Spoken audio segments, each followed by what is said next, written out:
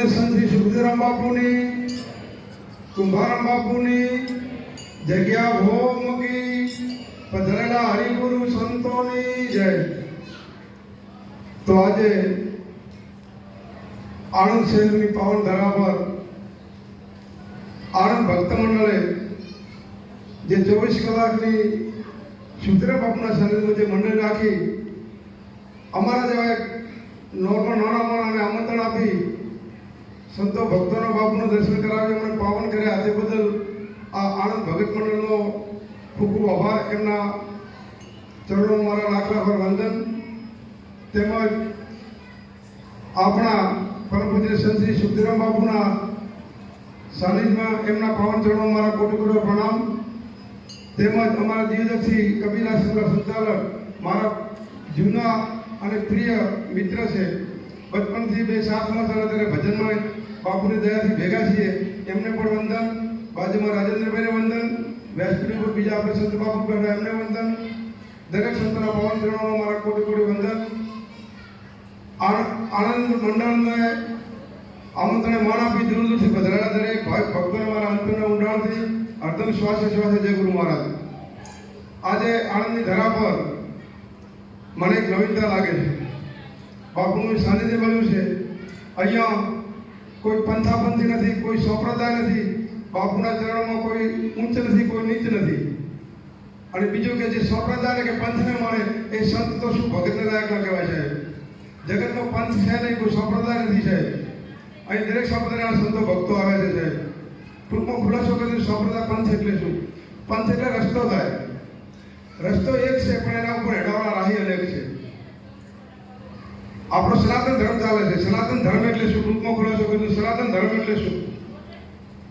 સન એટલે સર્વે, તન એટલે શરીર, સર્વેના શરીરમાં સત વ્યાપક છે, એનું નામ સનાતન। પછી આપણે સ્વામિનારાયણ સંપ્રદાય ચાલે છે। સ્વામિનારાયણ એટલે શું? સ્વ એટલે પોતે, નારાયણ એટલે ભગવાન, તમે પોતે જ ભગવાન છો, બીજો કોઈ ભગવાન નથી સાહેબ। પછી યોગેશ્વર સંપ્રદાય ચાલે છે। યોગેશ્વર એટલે શું? યોગ એટલે મિલન થાય અને વિયોગ એટલે વિખુટા પડવું। યોગ એટલે મિલન, પોતે પોતાનું મિલન કરે, એનું નામ યોગેશ્વર। સચ્ચિદાનંદ સંપ્રદાય ચાલે છે। સચ્ચિદાનંદ કોને કહે? સત્ય વત્તા ચિત્ત વત્તા આનંદ। જેનું ચિત્ત છે એ હંમેશા જે આપણું સદગુરુ વચન છે એમાં મન પરોવી રહે, એનું સચ્ચિદાનંદ। એટલે આપણે સંપ્રદાયમાં પડવાની જરૂર નથી, આપણે તો ગુરુ કરાવ સદગુરુ ચરણે જ આવવાનું છે। હવે ગુરુ તો કરાવવા જ પડશે। અમુક એવી વેમ કે ગુરુ કરાવવાની જરૂર નથી સાહેબ। જો ગુરુ કરાવવાની જરૂર હોય તો રામને કૃષ્ણ ગુરુ શા માટે કરાવ્યા હતા? એટલે આપણે આ સદગુરુ કરાવવાની જરૂર છે। અને સદગુરુ પરિપૂર્ણ સદગુરુ સુખદેવરામ બાપુ જે પરિપૂર્ણ સદગુરુ મળે તો જ આપણો બેડો પાર થાય સાહેબ। એટલે સુખદેવરામ બાપુને તો વાત જ કરાય એમ નથી સાહેબ। કારણ કે અમે કોઈ પણ જગ્યાએ ભજનમાં જઈએ ને તો અમારા કહેવાય તો અમે સુખદેવરામ બાપુની ઉપમા લઈએ છીએ, આપણે વખાણ નથી કરતા, એમની ઉપમા લઈએ છીએ કે ખરેખર સાચા સંત, પરિપૂર્ણ સંત જગતમાં સંતો હશે પણ અમારી નજરમાં જો આવેલા હોય પરિપૂર્ણ સંત તો આપણે ભક્તિશાળી આશ્રમ મોડાઓ તમને દર્શન કરાવો। ઘણી જગ્યાએ બોલે છે, એમાં એકવાર અમારા ભાઈ કીધું કે તમે સુખદેવરામ બાપુ એવી શું છે કે તમે આટલા બધા વખાણ કરો છો? કીધું આવો પણ બતાવો એમની નિર્મળતા, એમનો ભાવ, એમની કરુણતા અને એમનો જે સ્વભાવ નિર્મળતા છે એ। અને બીજું કહી દઉં કે ગુજરાતમાં નહીં પણ પૂરા વિશ્વ લેવલે અમારી નજરમાં સાહેબ સંતોમાં દક્ષિણા હજી સુધી રૂપિયો એમના પગે એમને દક્ષિણા નથી દીધી એવા સંતની વાતો થાય છે જગતમાં સાહેબ। એટલે ધર્માચાર્ય સંતને એમના ગુણનો પાર નથી, એમના જ્ઞાનનો પાર નથી સાહેબ। બહુ જ્ઞાન છે, એમના વખાણ કરવાની જરૂર નથી, બહુ જ્ઞાની પુરુષ છે। આપણે બાપુના ગુણનો જો ભંડાર આ પૃથ્વી જેટલો કાગળ લઈએ સાહેબ, પૃથ્વી જેટલો કાગળ લઈએ અને વનસ્પતિ છે ને એટલે કલમ લઈએ અને સૃષ્ટિ પર જેટલું પાણી છે ને એની શાહી લગવા બેસે ને ગુણનો પાર આવે નથી। એટલે આપણે સુખદેવરામ બાપુ માટે જોરદાર તાળી થઈ જાય સાહેબ, એમના સન્માન માટે। બીજું તો માળાના વખાણ બધા કરતા હોય છે, કારણ કે માળામાં અમને મોતી દેખાય છે પણ સાહેબ હું તો એ માળામાં દોરાના વખાણ કરું છું કે દરેક મોતીને જકડી રાખ્યા છે। એમ આણંદ પરિવાર, આણંદ ભક્ત મંડળે એક દોરા રૂપી દરેક સંતો તમને મને જકડી રાખ્યા છે। આ પરિવાર માટે જોરદાર તાળી થઈ જાય સાહેબ। ધર્માચાર્ય વીર પુરુષો આપણે ઘણી બધી વાતો કરી, બાપુએ પણ સુંદર સત્સંગ કર્યું। અર્ધમ ફેરી લો માળા મનાવે તમને ગુરુ મળ્યા વાળા। તરવા માટે જિંદગી મળી છે, જિંદગી વારે મળવાની નથી। હવે જિંદગી એટલે શું? ટૂંકમાં બતાવી દઉં, ઘણા બધા સંતો છે। જિંદગી એટલે શું? તો આપણો આ દેહ છે માતાના રથથી અને પિતાના ગુણથી બંધાયેલો છે. હવે જ્યારે આપણો દેહ માતાના વજનો પતતો તૈયાર થઈ જાય છે અને આપણે જે બાર સંતોના કે આપણે જન્મ્યા પછી આવે ને મારા પેલો જતો રહે છે. એ વખતે આપણો જન્મ થાય છે ત્યારે નામ નથી હોતું, ફક્ત શ્વાસ આવે છે.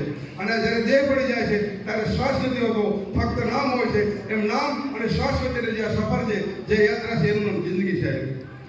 હવે આ જિંદગીમાં તરવા માટે ફક્ત ને ફક્ત સદગુરુ ચરણે જવું પડે.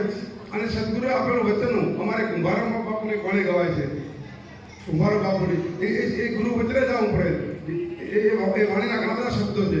ગુરુ ચરણે જોતો ગુરુ ચરણે જઈને શું કરવું? એ ગુરુ ચરણે જઈને ફક્ત ને ફક્ત સદગુરુ આપણા વચનનું પાલન કરવું. અને એ વચનનું પાલન કઈ રીતે કરવું, એ ભજન કઈ રીતે કરવું?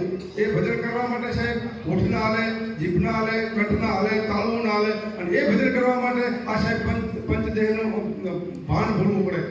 ફક્ત ને ફક્ત સદગુરુના ચરણે જઈ સુતા અને સત્તાને લગ્ન કરાવે. હવે આપણે બોલીએ સુતા કોને કહેવાય? સુરતા જે સદગુરુ આપણે સુખદેવ બાપુજી આપણે વચન આપ્યું છે, એ વચન આરે જેનો તાર લાગી જાય એનું નામ સુરતા.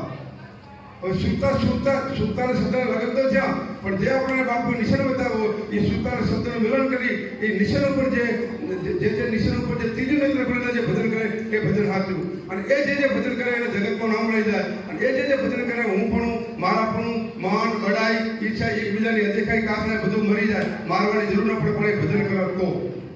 હવે ટૂંકમાં ભજન કરવા માટે ટૂંકમાં કઈ 4 અવસ્થાઓ કોમન આવે આપણી.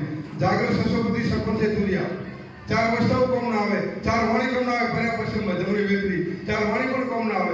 ટૂંકમાં કહી દઉં કે જાગૃત અવસ્થા કોને કહેવાય? થોડું ટૂંકમાં ભૂલાશે. જાગૃત અવસ્થા કોને કહેવાય? સંતોને કહે આપણે જાગૃત અવસ્થા નેત્રસાન વૈખરી વાર્તા સુરભોગ ક્રિયા શક્તિ રજોગુણ અકાર માત્ર સ્વભાવિમાન. હવે જાગૃત અવસ્થા કોને કહે? જાગૃત અવસ્થા આપણે જાગીએ અને સૂઈએ તો જેની અવસ્થાને સંતો જાગૃત અવસ્થા કહી છે. એનું સ્થાન છે નેત્ર એટલે આંખમાં છે. જાગૃત અવસ્થા નેત્રસાન વૈખરી વાચા. વૈખરી વાચા એટલે શું? આપણી 4 વાણી છે પર્યા પશ્ચિમ મધ્યમની વેખરી વાચા. બધા કે વેખરી જાય, વેખરી વાચા. વાચા એટલે વાણી, વાણી એટલે બોલવું. આ જાગૃત અવસ્થામાં આપણા પંચભૂતો જે છે 8 જગ્યાએથી બોલે છે. એને સંતો વેખરી વાચા કીધી છે. પર્યા પશ્ચિમ મધ્યમ એ અલગ અવસ્થામાં આવે. એટલે ટૂંકમાં ભજન કરવા માટે આ બધું ભૂલવું પડે. સદગુરુ આપેલા વચનનું પાલન કરજો, ભજનમાં કરજો. જેને ભજન કરીને પરમાત્મા ગોતવા જવાની જરૂર નહીં પડે. પરમાત્મા હમેથી આવે છે. તમે ને હું ભજન કરશે તો સુખદેવ બાપુના આપણે આપોઆપ દર્શન થાય છે. આટલું કોઈ મારી વાણીને વિરામ આપું છું, ભૂલ થયો, ક્ષમા થયો તો મને માફ કરજો. સદગુરુદેવ કી જય.